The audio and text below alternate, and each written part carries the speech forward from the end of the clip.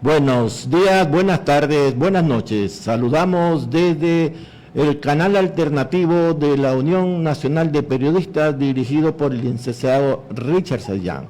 En este nuevo programa de solidaridad que ahora se ubica específicamente en esta solidaridad con un país y pueblo hermano, un país que ahora está amenazado con nuevas formas de, diríamos, de actitudes, no solo políticas, sino incluso militares. En ese sentido, conocer cuáles son esas amenazas actuales, presentes, y también ver cuál es la solidaridad que los pueblos del mundo, y en especial de nuestra América Latina, pueden aportar y fortalecer desde la solidaridad nuestra, esa capacidad que la humanidad tiene para poder enfrentar los desafíos que a veces los enemigos se los presentan. Para esto, qué mejor oportunidad que tenemos ahora de contar con un compañero de larga trayectoria militante en la solidaridad con los pueblos, presidente actual de la Coordinadora por Cuba de Solidaridad, de Amistad con Cuba, con ese hermano pueblo, quien nos va a permitir conocer algunos de estos aspectos determinantes para poder no solo superar estas condiciones de vida del pueblo cubano, sino superar la dignidad de nuestra América, porque Cuba siempre es la estrella, es nuestra frontera real de la dignidad y de la lucha de los pueblos. Para esto tenemos aquí al presidente de la coordinadora, Lenin Reyes, y le comparto entonces este mensaje y también su saludo inicial para hacer algunas preguntas, aquellas que considere más oportunas también.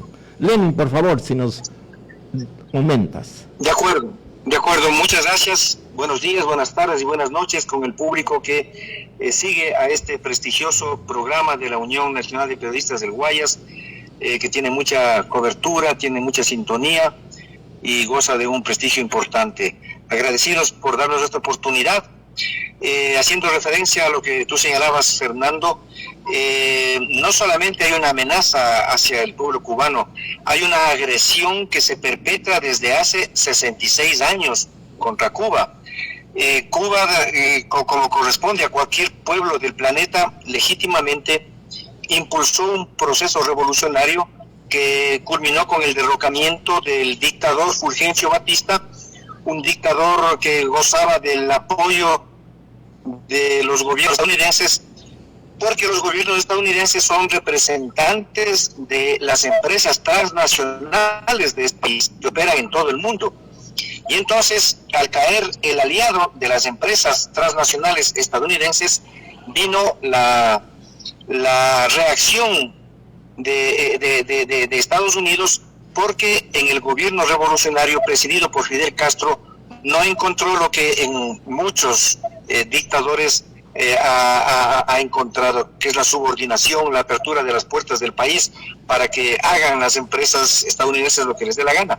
Entonces en Cuba se frenaron, en Cuba no pudieron mantener el cabaret que tenían para los grandes empresarios estadounidenses, y claro, el escenario de inversión en muchos campos de las empresas norteamericanas. Entonces el gobierno cubano puso freno a eso, estableció otras condiciones, podían seguir operando si es que aceptaban ya no llevarse el 70%, sino negociar un 30% y el 70% para el país. Pero eso a las empresas yanquis no les gusta. Ellos no comparten esto. Ellos quieren llevarse el 70% y dejar migajas para el país. Entonces, como un gobierno revolucionario de orientación popular no permitió eso, entonces ellos tomaron la decisión de primero tratar de votarle al presidente, al gobierno revolucionario, especialmente cuando proclamó públicamente su orientación socialista. Es decir, la revolución cubana se proponía impulsar el desarrollo de Cuba como país, como Estado y como sociedad por un camino distinto al que el capitalismo comandado por Estados Unidos nos ha impuesto en otros países. Un capitalismo que ha generado desigualdades terribles, pobreza para el 70-80% de las poblaciones, mientras un grupo reducido se enriquece. Entonces, este camino es el que Cuba decidió ya no seguir, superarlo, y esto obviamente para Estados Unidos resultó una cosa no favorable a sus intereses, y al no poder derrocarle al gobierno, entonces empezaron en una línea cruel de buscar asfixiarle al pueblo cubano para que este asfixiado se rebele contra el gobierno y sea fácil derrocarlo, pero a través de un bloqueo económico, financiero y comercial. Van en esto ya 66 años y no han logrado. El pueblo cubano ha salido adelante durante los primeros años de la revolución. Una vez que se inició el bloqueo, Cuba aceptó la mano que le extendieron los países socialistas de Europa Oriental y la propia Unión Soviética. Y entonces ahí logró establecer un ámbito de comercio, un ámbito de intercambio, un ámbito de movimiento financiero adecuado, respetuoso, y eso le permitió a Cuba en los primeros 30 años de su revolución convertirse en una verdadera potencia en diversos campos de la organización de la sociedad. Cuba llegó en estos 30 años, en su transcurso, a convertirse muy pronto en una potencia en el campo de la educación, que ha sido requerida por diversos países del mundo para que se apliquen sus técnicas, sus métodos. Cuba llegó a convertirse en una potencia de primer orden en el campo de la salud y estableció un sistema como ningún país de América lo tiene, un sistema de salud pública gratuita del más alto nivel. Cuba logró desarrollar el nivel de recreación y de deporte como ningún país de América Latina lo ha tenido. Cuba en su historia de participación en lides deportivas, hablemos por ejemplo de las Olimpiadas, ha alcanzado 240 medallas olímpicas, de las cuales 80 son medallas de oro. Solamente pongámonos como ejemplo nosotros como país, el Ecuador. Claro. A duras penas hemos alcanzado 2 medallas de oro.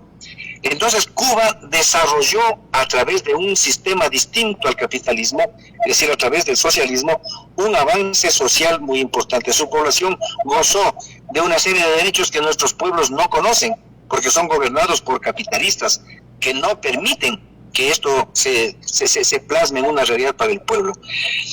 Entonces, esto es lo que a Estados Unidos no le gusta de Cuba. Esto es lo que a Estados Unidos le interesa que se derrumbe, que caiga.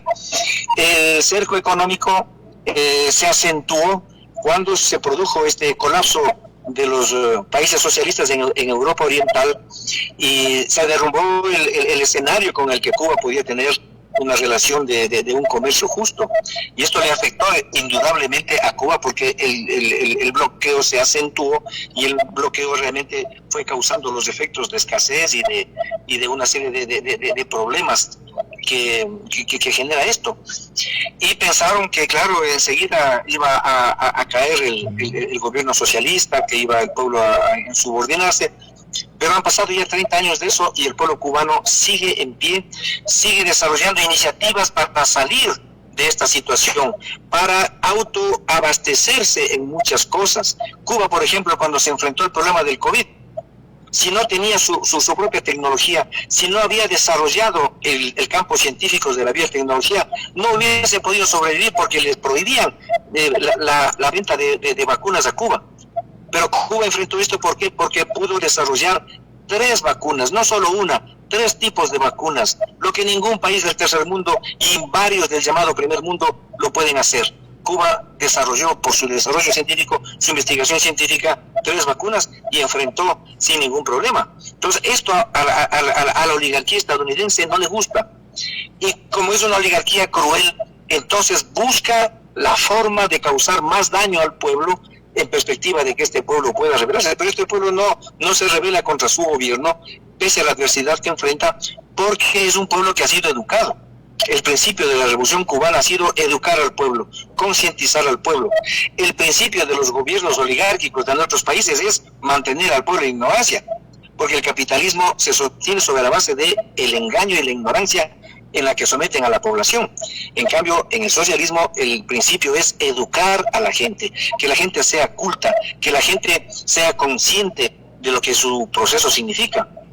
Entonces Cuba ha tenido muchos desafíos que ha enfrentado con éxito, ha tenido una agresión brutal que la ha logrado superar, pero ahora este presidente de Estados Unidos que ha confundido su papel y piensa que no ha sido elegido como presidente, sino como emperador del mundo, este presidente ha entrado de manera violenta a querer ajustar más las cuentas, a ajustar más el bloqueo, y ha dispuesto un bloqueo ya no solo económico, financiero y comercial, sino un bloqueo energético, una crueldad sin nombre, porque quiere decir que Estados Unidos está custodiando los mares alrededor de Cuba para impedir que le vendan petróleo, bajo amenaza no solamente de sanciones económicas, que ya es bastante, sino con amenazas de continuar con la práctica de la piratería, es decir, de asaltar y robar a los barcos que pretendan llegar a Cuba con petróleo. Sí, es una cosa realmente fuera de toda norma de derecho, de toda norma de racionalidad, es una agresión brutal. Alguien nos preguntaba, bueno, ¿y por qué se ensaña Estados Unidos con Cuba? Si Cuba no tiene recursos que puedan ser apetecibles. Y claro, la pregunta es muy válida.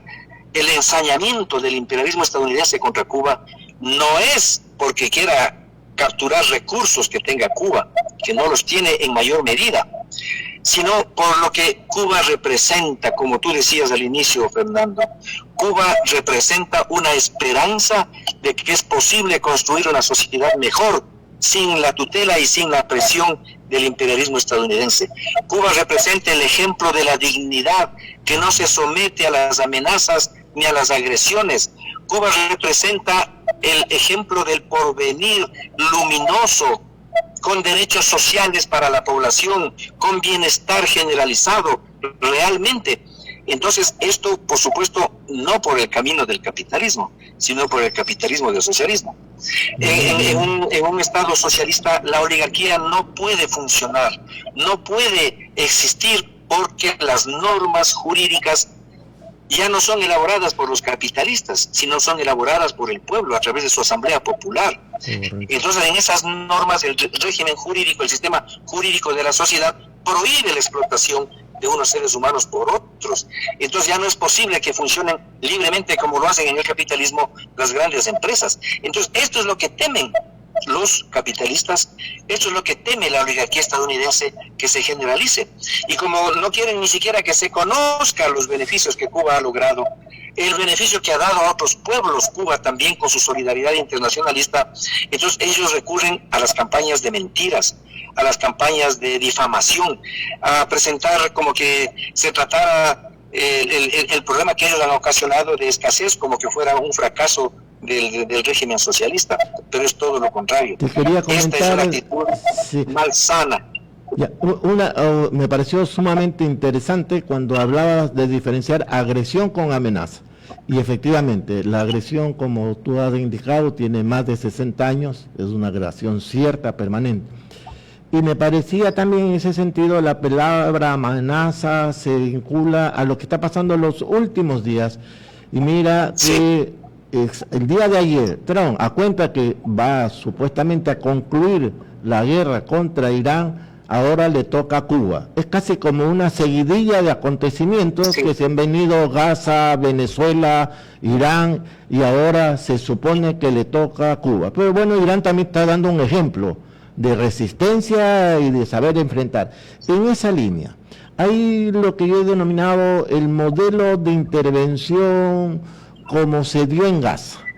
Y parece que, de acuerdo a las palabras que está usando Trump, un poco como que quisieran convertir a Cuba, o intentan, una nueva Riviera, como Riviera 2. Esta ironía que da la historia está señalada porque efectivamente Trump, más allá de los análisis psiquiátricos, psicológicos que le están haciendo incluso en el propio Estados Unidos, ayer ya salió congresista diciendo que lo van a declarar loco. Bueno, acá en Ecuador hay un antecedente en ese sentido, y lo van a destronar, porque es un rey ahora, dicen, no rey, dicen ahora muchos americanos. Pues bien, esta inquietud y esta pregunta es, esa amenaza, ¿qué tan cierto puede darse contra Cuba? Que incluye algunos ámbitos, una amenaza que viene de intervención militar, quizás selectiva, quizás general. Viene también con un proceso de un mayor bloqueo generalizado en todos los campos, y que es casi como el inicio de un genocidio, tratar de que el pueblo no se alimente con este bloqueo con respecto al tema del petróleo. Y en ese contexto viene un tema crucial, cómo esto se empata en esta correlación de fuerzas mundiales que se está dando. China ya ha dado una respuesta efectiva con respecto al estrecho de Hormuz. O sea, vemos que se están moviendo los procesos de los poderes mundiales en donde las empresas, que son los verdaderos gobernantes de este gobierno de Estados Unidos, ¿cómo ven las perspectivas de este tipo de amenaza nueva que se está sirviendo sobre Cuba? Correcto, Fernando, lo que tú dices es cierto. Cuba no solo que está siendo agredida más de 60 años, sino que hoy inclusive es amenazada con una intervención militar. Es una amenaza que no la han cumplido, no es la primera vez. Acordémonos que ellos ya intervinieron militarmente a través de un reclutamiento que hicieron de un ejército mercenario allá por el año 1963, cuando entraron por Bahía de Cochinos con aviones estadounidenses, con barcos estadounidenses, con tropas reclutadas de mercenarios reclutados en Miami, y pretendieron una invasión militar, pero fueron derrotados. No duró más de 3 días este intento, donde pensaban armar una cabeza de playa para reconocer a un gobierno, como suelen hacerlo, a un gobierno falso, pero ellos lo reconocen y con eso ya le dan importancia. Fracasaron. Entonces se llamó a eso la victoria de Playa Girón, y es un ejemplo importante. 60 años después, obviamente el pueblo cubano está más organizado, el pueblo cubano está más preparado para enfrentar también una agresión militar. Evidentemente la superioridad militar de Estados Unidos frente a Cuba es 100 veces mayor. Entonces no habría posibilidad de que Cuba tenga éxito en enfrentar militarmente a Estados Unidos, pero va a tener éxito como ya lo tuvo en el año 1963, porque no le va a resultar nada fácil al imperialismo estadounidense ingresar y en 2 o 3 días, como se imaginarían, someter al pueblo cubano. Y por eso es precisamente que se han retrasado, o por eso es que han demorado, o por eso es que no van a poder perpetrar, porque saben que si lo hacen van a tener un conflicto que durará algunos años. Y esto ya lo han vivido en Vietnam. Y este es un trauma que el pueblo estadounidense no lo supera, y en consecuencia la clase dominante de ese país no quiere meterse en un ambiente de esta naturaleza. Cuba no es Venezuela, Cuba no es Palestina. Somos solidarios con el pueblo venezolano, somos solidarios también con el pueblo palestino, pero evidentemente la preparación que tiene el pueblo cubano es muy diferente y muy superior. Recordemos nada más lo que acaba de hacer ese extraordinario cantante popular, no solo cubano, sino latinoamericano, el exponente máximo de la nueva trova cubana, Silvio Rodríguez, cuando sabedor, conocedor de esta amenaza de agresión militar que blandía este troglodita presidente de Estados Unidos, salió a las calles a decir: yo quiero que a mí me den mi fusil, porque aquí nos morimos combatiendo, como ejemplo de lo que el pueblo cubano está dispuesto a hacer. Y esto ha levantado la moral del pueblo cubano, y esto ha generado una disposición todavía mayor para no permitir la invasión militar. Entonces esta amenaza está ahí pendiente, y estamos seguros que no van a poder perpetrarla por el grave conflicto que va a significar para el imperialismo estadounidense. Podrán meter su pezuña, pero no se sabe cómo la van a sacar, en qué condiciones van a poder salir de un conflicto que además ya no se da en las condiciones en que Estados Unidos tiene la hegemonía que tenía hace 30 años. Estados Unidos, a través de su presidente actual, está operando con una violencia inusitada, precisamente porque es consciente de que su hegemonía está agrietada, su hegemonía está en proceso de desvanecimiento, y hay muchos ejemplos que nos indican eso. La hegemonía estadounidense se ha mantenido a través de su poder militar y de su poder económico. El dólar hoy ya no es una moneda que sirva para todas las transacciones en el mundo, como habían impuesto después de Bretton Woods, y como habían impuesto a los países del mundo, que se negocia a nivel comercial solamente con dólar y con petrodólares. Hoy eso ya está resquebrajado, hoy ya no tienen esa posibilidad. ¿Y qué ha contribuido a eso? La actitud consciente, la actitud patriótica, la actitud sana de gobernantes de diversos países de diversas tendencias que decidieron formar un bloque económico que trabaje con sus propias monedas, que trabaje con sus propias rutas comerciales y con sus nuevas rutas, con sus nuevas reglas, ya no las impuestas desde la Organización Mundial del Comercio por Estados Unidos. Leni, la dictadura mundial. Bien. Eso fue la formación de los BRICS, ¿no? Que es lo que tú preguntabas hace un rato. Un ratito, me está indicando el técnico, perdón, dime. 3 minutos, Okay. máximo 5, Ya. para la entrevista se le cierra el Zoom. Ok, bueno, vamos a concluir con el tema pues tenemos unos 3 minutos para el programa, informándonos del evento que se va a dar acá en el Ecuador, unos 3 minutos, 2 minutos, y con eso ya concluiríamos y nos despediríamos. Por favor, Lenin, coméntanos la solidaridad aquí en el Ecuador, cuándo es, a qué hora y todo lo que está planteado. Gracias, dime. Bueno, en el contexto de apoyar esta justa causa del pueblo cubano y de repudiar la agresión que se sigue perpetrando contra la Revolución Cubana, en el Ecuador estamos preparando, todos los que hacemos solidaridad con Cuba, que son muchísimas organizaciones sociales, políticas, organizados en la Coordinadora Ecuatoriana de Amistad y Solidaridad con Cuba, vamos a realizar nuestra 23ª Asamblea Nacional. Hacemos cada 2 años. Estas asambleas, que son una especie de congresos en donde asisten delegados de todo el país, de las coordinadoras provinciales y de otras organizaciones que son solidarias con el pueblo cubano. Entonces vamos a realizar esta asamblea los días 24, viernes, y sábado 25 de abril, es decir, la próxima semana. Estamos a 10 días, a 9 días de realizar este magno evento de la solidaridad del pueblo ecuatoriano con el pueblo cubano. Ahí van a venir, pues, como decía hace un rato, delegaciones de varias provincias y de también varias organizaciones sociales provenientes del pueblo ecuatoriano. En esta asamblea vamos a analizar y vamos a cuestionar la actitud tomada por el gobierno ecuatoriano al romper relaciones de manera también brutal. Normalmente cuando un gobierno busca romper relaciones con otro, lo que hace es declararle persona no grata al embajador. Este presidente nuestro, pues, buscando halagar al amo, no solamente que le declaró persona no grata al presidente de la República, perdón, al embajador, sino hasta el último funcionario de la embajada. 22 personas fueron declaradas no gratas hasta del consulado y tuvieron que abandonar el país, dejaron sin ni siquiera la posibilidad de hacer un trámite diplomático consular para mucha gente que lo requiere, porque hay intercambio en campo de la educación y de la salud con Cuba. Entonces este presidente optó por esta medida rastrera, por esta medida de servilismo al gobernante actual de Estados Unidos, y nosotros la vamos a repudiar. La hemos repudiado y oportunamente, y hoy vamos a ratificar y vamos a demostrar que se hizo en el escenario de la disposición que ha dado el presidente estadounidense de aislar a Cuba. Ya lo hicieron con el Perú, ya lo hicieron con Honduras y con otros países que igualmente han logrado ellos imponer gobernantes afines a su política imperial.